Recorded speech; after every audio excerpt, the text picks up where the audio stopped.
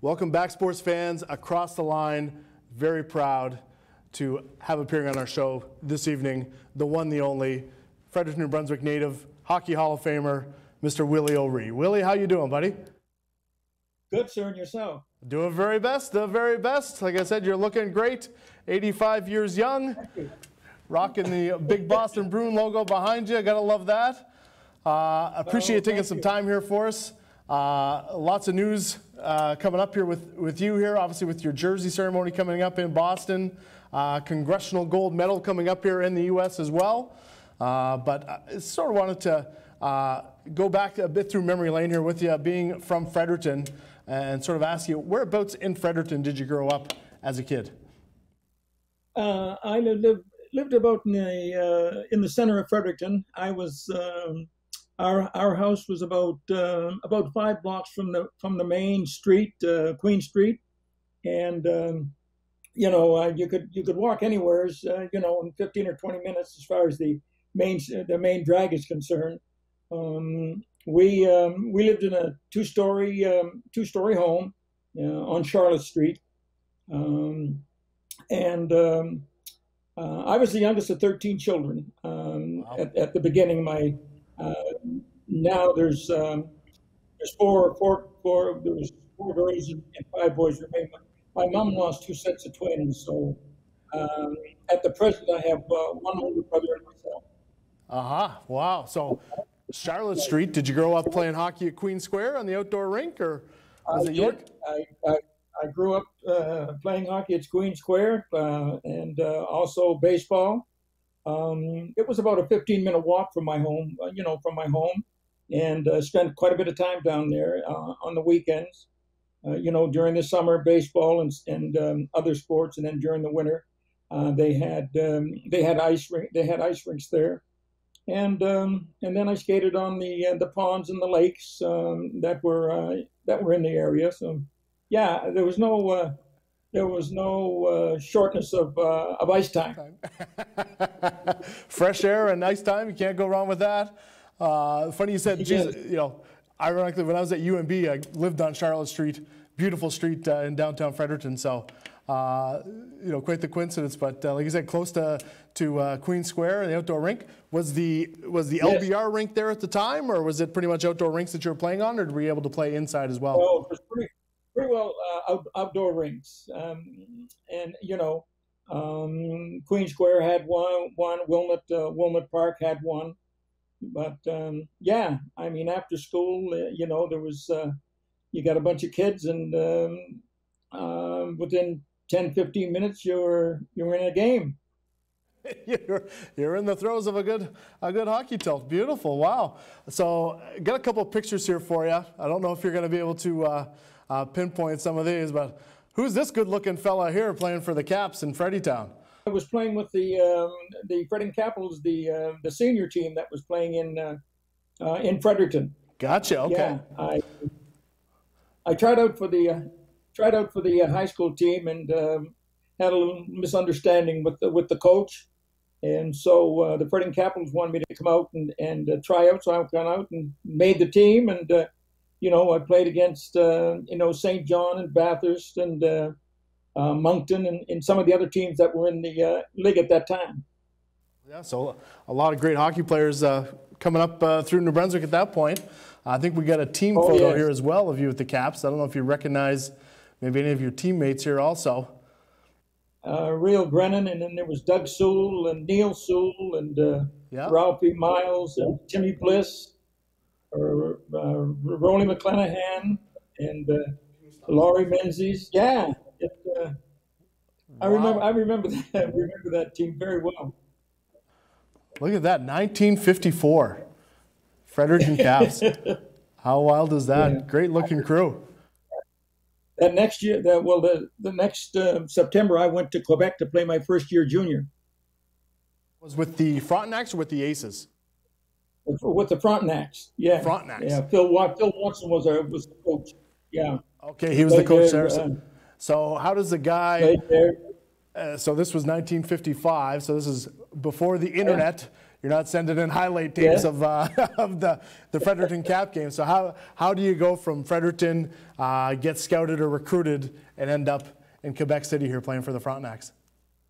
Yeah, well, I was playing for the Fredericton Capitals, and Phil Watson apparently got a hold of me and wanted to know if I would come to Quebec to try out for the Quebec Frontenacs, the junior team in Quebec City.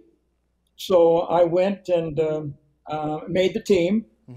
Played there that year, and my second year junior, I went to Kitchener, Ontario, and played for a farm team of the Montreal Canadiens, the Kitchener Waterloo Junior Canucks.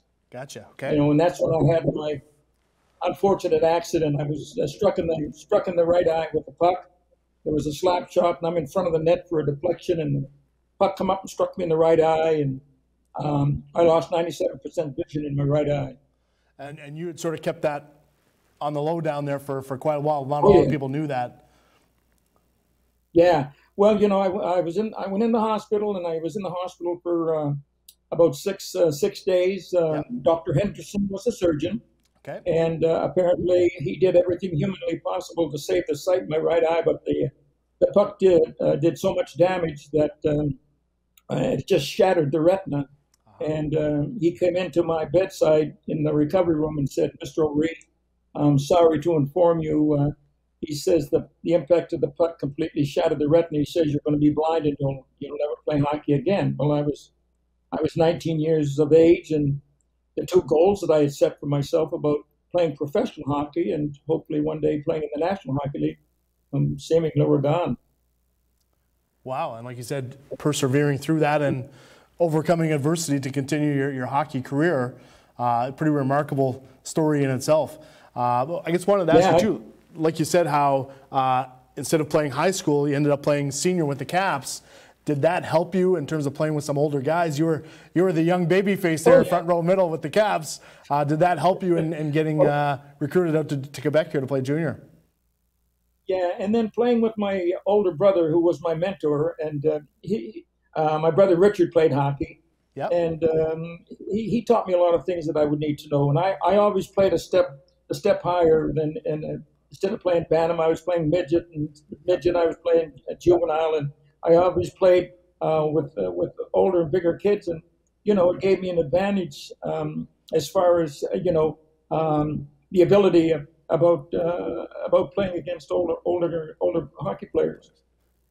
Yeah, and that definitely, I'm sure, like you said, even playing with the senior guys at high school age, playing that step above, probably helped your development on the way up. But so you started with the Frontenacs, then did the team change to the Aces from there, or was that a different junior league? Well, the Frontenac stayed, but then my contract was acquired by the Montreal Canadiens. That's how I came to Kitchener and played with the Kitchener Waterloo Junior Canucks. Blackjack Stewart was the coach. Okay. And I played my second year, junior, and then now I have to either turn pro or play amateur. And then in 1956. Punch Emlak, the coach of the Quebec Aces, contacted me and wanted to know if I wanted to come to Quebec to try out for the pro team there, the Quebec Aces. And I went there in 1956 and made the team. Yep. But see, I was blind in my right eye, but I didn't tell them because I never took an eye exam. And I said, if you're good enough to make the team with one eye, just don't tell them. And so I played that year, and we won the championship that year. Wow. It was the Duke of Edinburgh. Yeah, we won the championship. So that gave me the extra confidence that I needed. And I just told myself, Willie, you can do anything you set your mind to do. You just feel strongly within your heart and within your mind. And, I went to the Bruins training camp in 57 and, didn't take an eye exam. Yeah, so you played for Punch in Quebec then. And so the Quebec Aces, that wasn't the junior team, that was the pro team or senior team. Oh, that was a pro team. Yeah. Exactly, from there. That was a pro team in the Quebec League. Yeah, and then you get the call from the Bruins. Who was it from Boston that ended up getting in contact with you here to bring you up to Boston Garden? Well, Coach Milt Schmidt and General Manager Lynn Patrick invited me to their training camp in 1957. Okay. And I went to their training camp in Boston. And then after I came back and played with the Aces, and then I was invited to their training camp in 1958, and I went to Boston in the old Boston Gardens training camp, and then I came back to Quebec, and then started playing with Quebec again. And then on January the 18th, 1958, Coach Mill Schmidt and Lynn Patrick, the manager, general manager, contacted me and said, we want O'Ree to meet the Boston Bruins in Montreal to play 2 games against the Montreal Canadiens. Wow. So I take the bus and I go up and meet Milt and Lynn Patrick, and said, they told me, we brought you up, Willie, because we think you can add a little something to the team. Don't worry about anything, and just go out and play your game. So, when I stepped on the ice on January the 18th, 1958, I became the first black player to play in the NHL. Yeah, I realize. And at the time, did you realize the significance of that, or like you said, breaking the color barrier? No. I was just so excited about playing against the Montreal Canadiens in a real scheduled game.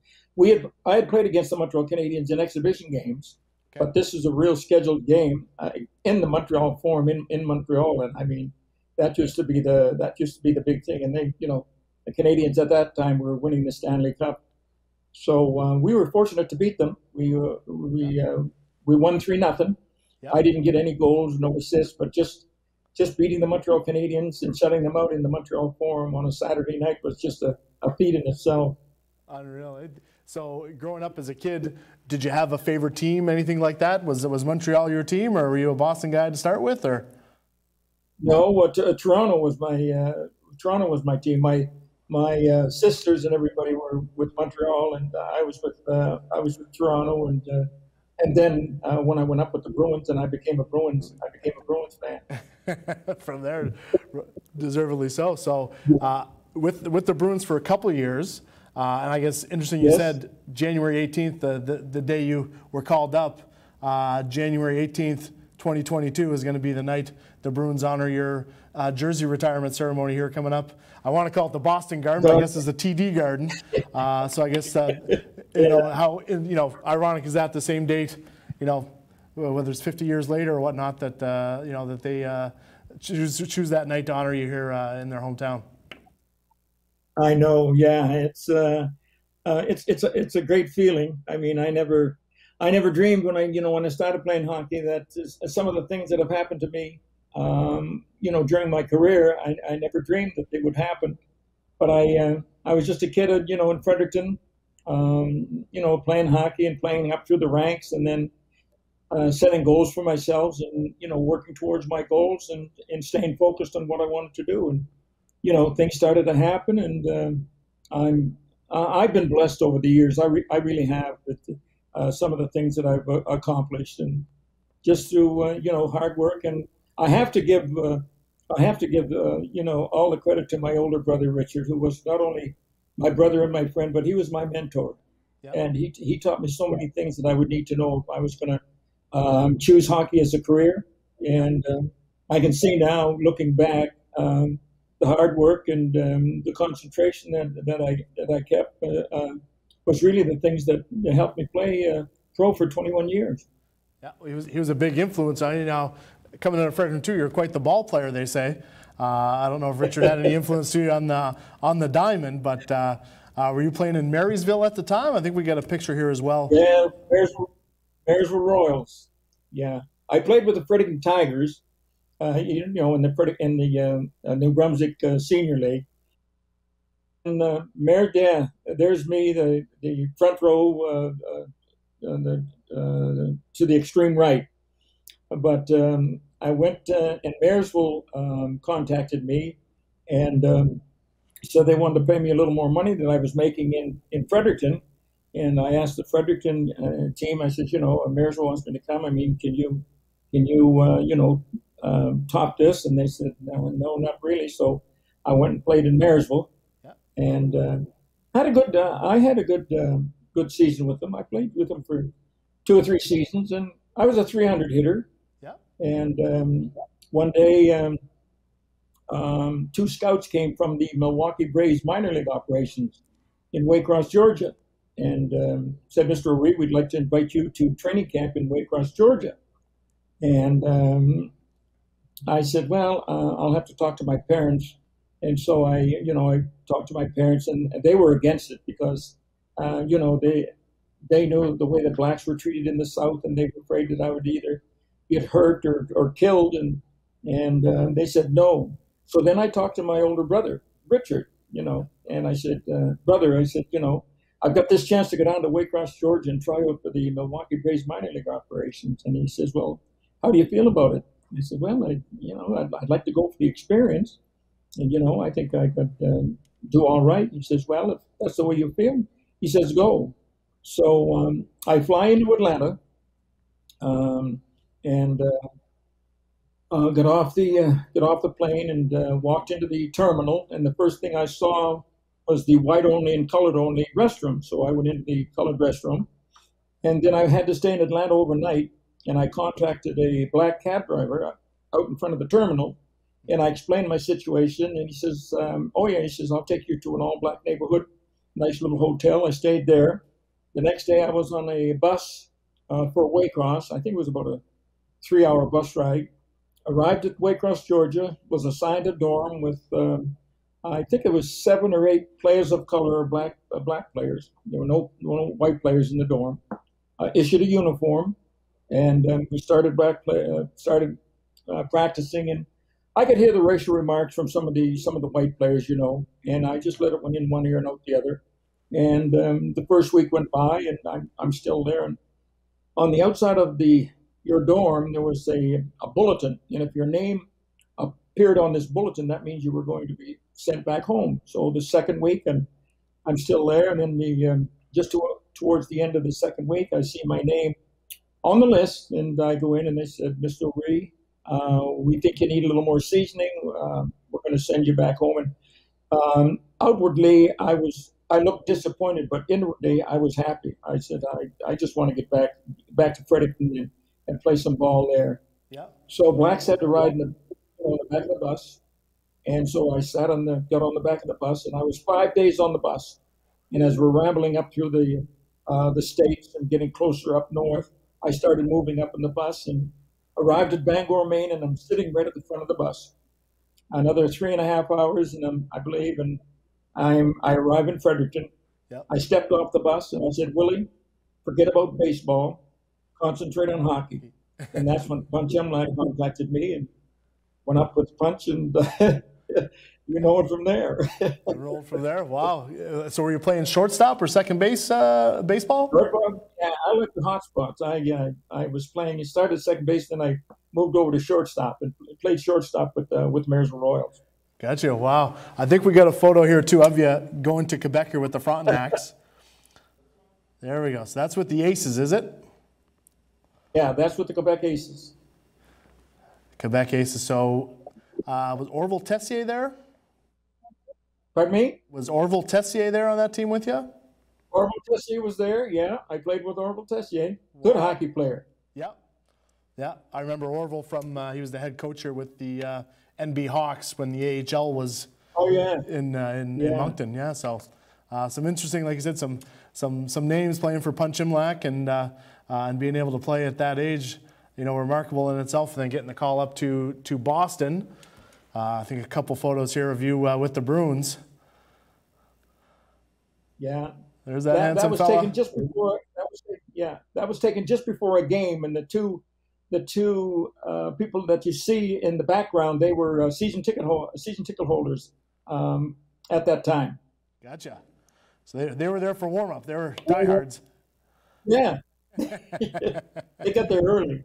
Yeah, yeah. But your hockey journey, I guess, didn't stop in Boston. You played for a number of years after the NHL as well. How did you sort of go from Boston, I guess, to Hull or to the West Coast here, to LA and to San Diego? Well, yeah, from the Bruins, I went to the Montreal Canadian organization again, and I was playing in Hull, Ottawa with the Hull, Ottawa Canadians in the Eastern Professional Hockey League. A good league. And I was having a pretty good year. Sammy Pollock was the general manager. And I come in to practice one morning, And there was the coach and one other player in the dressing room. So when I entered the dressing room, the trainer said, "Willie, Mr. Pollock wants to see you." And I says, "I'll see him after practice." He says, "Oh no, he wants to see you right away." So I go up and I knock on his door, and I could hear this voice, "Come in, come in." So I enter, and Mr. Pollock is sitting at his desk, and I walk over and I said, "Mr. Pollock, you wanted to see me, sir?"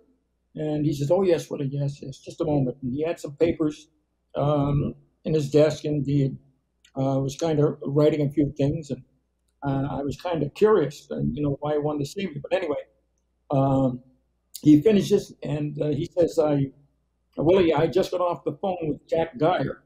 He is the general manager of the Los Angeles Blades in the Western Hockey League, Yep. and they're looking for a couple of key players to lift their team."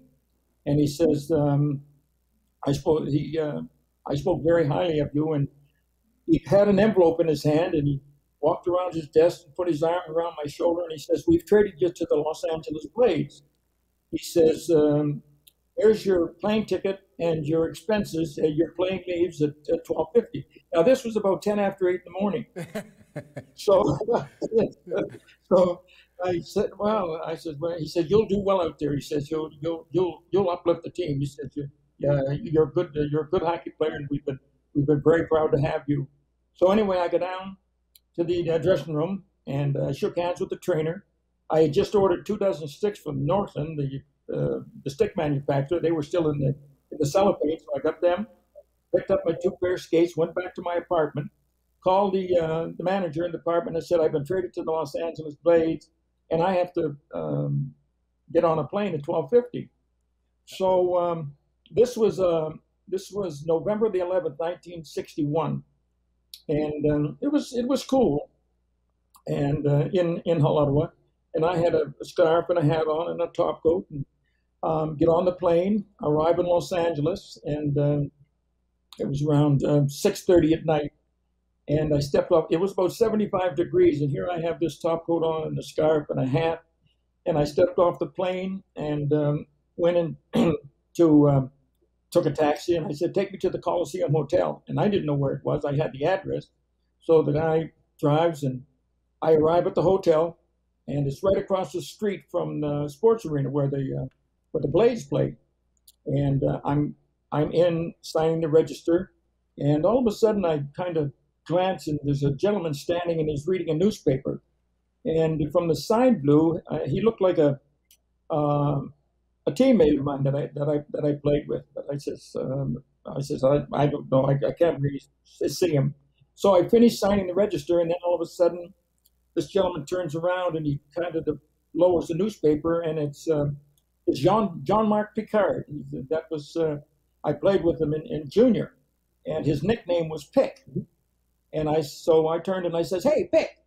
And he looks around and says, "Willie, what are you doing here?" I says, "I just arrived in." He says, "When did you get in?" He says, "Oh, I got in earlier today." He says, "What are you going to do?" I said, "I don't know. Let's go up to Hollywood." So I had the gentleman take my bags up to my room, and we jump in a cab and we go up to Hollywood, and we go and watch Sam and Dave. They're playing at a lounge up there at North Hollywood. So we watched them, and after came back to the hotel the next morning. We go over to the sports arena, and I was introduced to Mr. Geyer and George Agar, who was the coach, and the players. And I played in Los Angeles from 1961 to 1967. Being recognized, for your exploits south of the border as well as in Canada here, and a number of Hall of Fames already. Especially here in New Brunswick, obviously having a couple. I believe you have an arena in Boston as well named after you. Yeah, there's a rink in Boston at Smith's Field that Mayor Walsh was there, and I was there. We had quite a few people. Some of the Bruins were there, and a lot of kids. Yep. And it's where they could play indoor hockey. There as well, yeah, and obviously the rink in Fredericton as well, one of the 2 new rinks named in your honor as well. So lots of I guess lots of ice time now for for kids being able to play at the Willie O'Ree centers. Yeah, and they have that walking track up, over the ice surface where seniors should come and walk. And Yep. when I was home the last time, I had come in contact with some of the seniors that walked, and they said, "Oh, Mr. Ree, it's wonderful. We come there every day and we walk, and it's so there's some rest areas and restrooms and restaurants, and so it's a nice building." And I've been over there 2 or 3 times Yeah. to see it. I haven't been back. I think now it's been about 2 years or 3 years since I've been back with this virus and pandemic, but I'm looking forward to getting home and seeing some of my friends. I miss a lot of my close friends that I grew up with. Yeah, it's great that you can still stay in contact with them, and like you said, I'm sure everybody in Fredericton will be happy to see you when you do get a chance to get home. I'm sure they'll be glued to the tube here as well for January 18th, like you said, this coming year, December. Yeah, some of my good friends are coming to the when they retire my number in January the 18th. I think there's a busload coming down. Nice. So that'll be good. And really a great move by the Bruins as well to postpone it to this year when they can have fans in the building. Yes. As I'm sure it's going to be an electric night here as the fans in Boston and it'll be fun. Around the country. I'll sure be appreciative to be able to pay respect and honor your jersey in the rink that evening. Like you said, great that some of your fellow the old school friends from Fredericton are going to be able to get down to see it in person. I'm sure it's going to be a magical night. A remarkable journey through the game of hockey in itself. You got a birthday coming up next month. Happy early birthday here in October. Like you said, don't remind me, please. Another one coming up. Looking great, and like you said, remarkable journey. You've done it all with style and class the whole way. Lots of love from everybody here in New Brunswick, and I want to wish you all the best on your big night coming up here January 18th, 2022 in Boston. I want to call it the Boston Garden, but the TD Garden. Going to be an eventful night, and we look forward to seeing you there, and hopefully we see you back in New Brunswick in a year here when the virus is over.